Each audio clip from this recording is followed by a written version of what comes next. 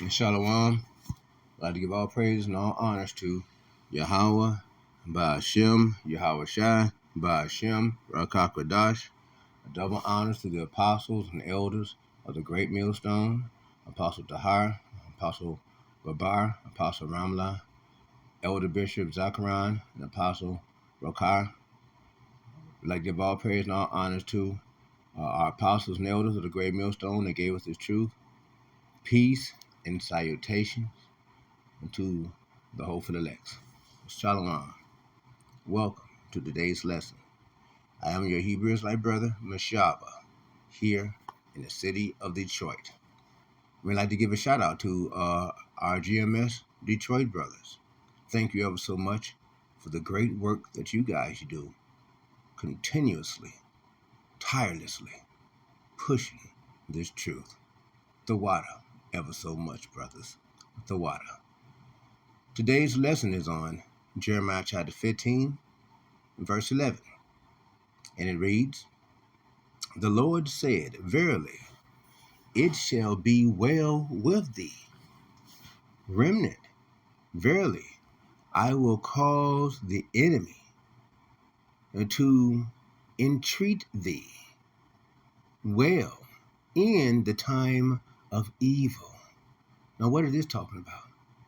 This is talking about the Lord having even our enemies, using our enemies to shield us from our enemies, using our enemies, those who don't like us, using even the scoffers to entreat us, to treat us nice, to do things for us, to be as helpers, okay?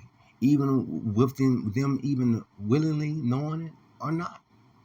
You see, Yahweh Shem Shai has a way of doing things, in his own way, okay? And in the time of affliction, yes, during these times of affliction, the Lord will make a way for us. 1 Corinthians chapter 10, verse 13, the Lord shall make a way out for us, that he would not place more upon us that we can bear. You see, I'm low vision blind. You see, that's what I'm going through right now. But the Lord has made it sure that that I would have an assistant, that I would have someone to assist me, in making sure that, my errands are ran, that I have someone to go with me here and there and do different things and stuff, and escort, And so the Lord is making sure that He provides for me. Why?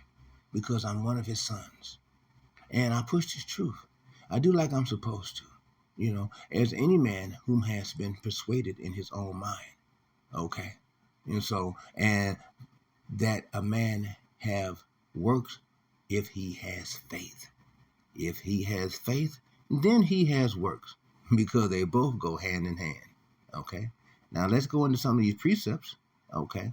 Some of these precepts that we have here concerning it. Let's start right here at Psalms chapter 37, verse 3. Trust in the Lord and do good. Right, and do good. Just when you think, no one's watching or no one's looking, know that the Lord, He's watching. And the angels, they're watching. And Yahweh, He's watching. You see? Even when you're doing a video, okay, and you don't get no views on your video, so you may be feeling like, oh, wow, ain't nobody watching you. Maybe you're wasting your time. No. You're not wasting your time, because you are administering to the angels. The angels are paying attention. Yahweh Shem Shai is watching. Remember, a lot of the things that we're doing now is being recorded, and it's going to be made into a book in the kingdom. Our royal subjects in our kingdom is going to be reading about the books of the prophets and what we did during these times when there once was Esau, Els, Edom. You see? All this will be past stuff. Past stuff. You see? And so shalt thou dwell in the land, and verily thou shalt be fed.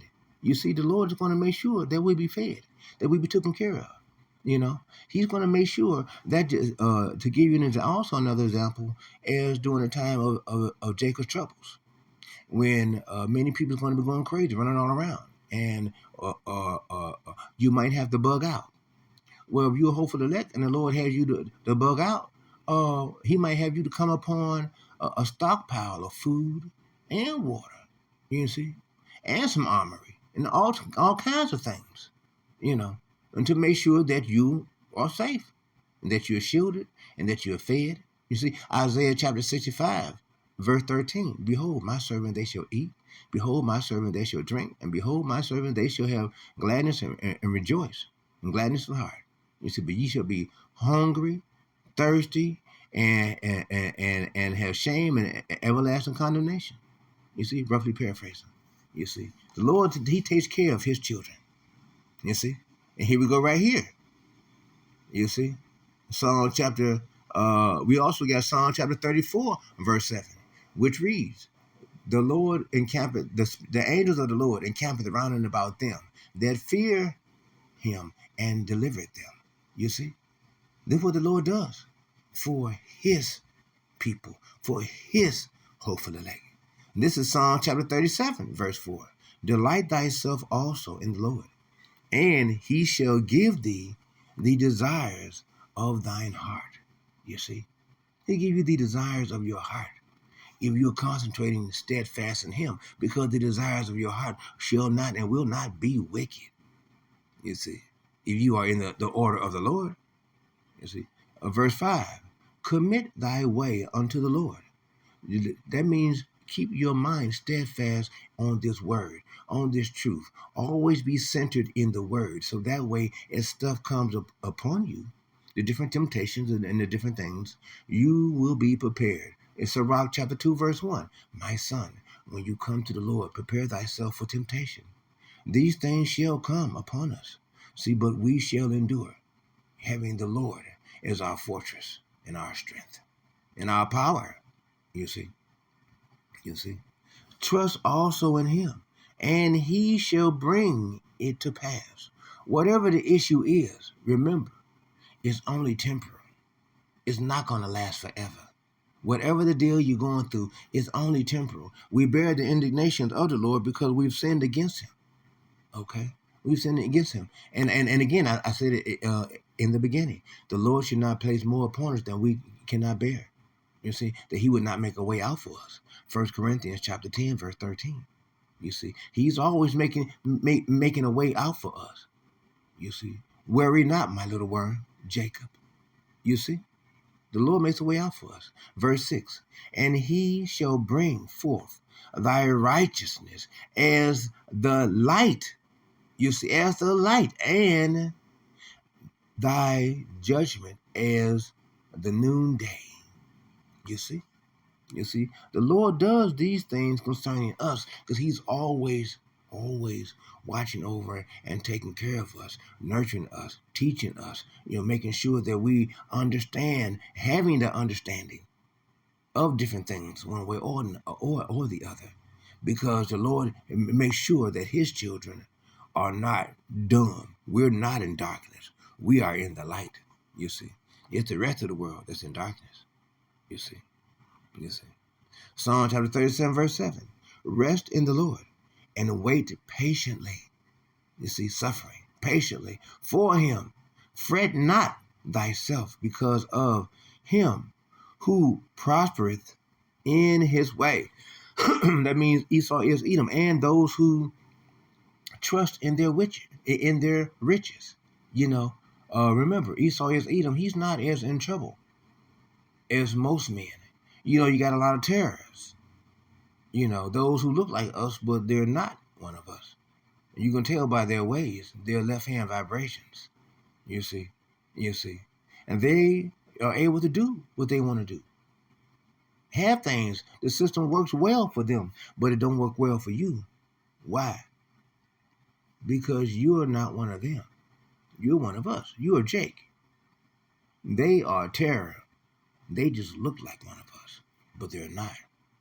You see, remember, there's a whole lot of that out there, as well as remember, for a lot of you brothers and sisters, you would think that some guys are going to be leading the parade of saints when the time comes, but you're not going to see them. Why? Because they're not an Israelite.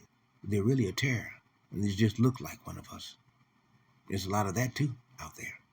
You see, fret not thyself because of him who prospereth in his way, because of the man who bringeth wicked devices to pass.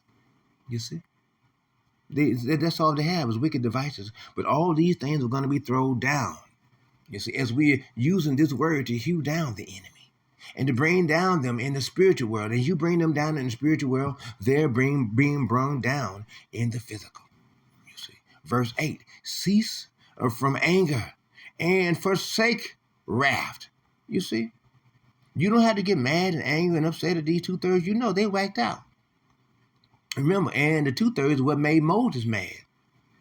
And he struck the rock with his staff instead of preaching the words of Yahweh Bashim Yahshai and reverencing the name of Yahweh Bashim Yahshai. Instead, he got angry. You see, he got mad. You see, and because of that, he he just let loose a wrath on that rock, and all that water came gushing out, and that was not the thing for him to do. It caused him to err. So you got to watch your anger, watch being upset. Try not to do a raft, on these fools until the time come of Jacob's troubles. When we're in the hour of that darkness, when it's Jacob's troubles, when it's martial law, when it's the martial law troops all throughout the neighborhoods, 10, 15,000 strong, going all up the fields, in the alleys, in between people's houses, and all these different things, kicking in people's doors, going to people's houses, beating and raping and killing the men, women, and children, gathering up the young men, taking them up for the draft and everything.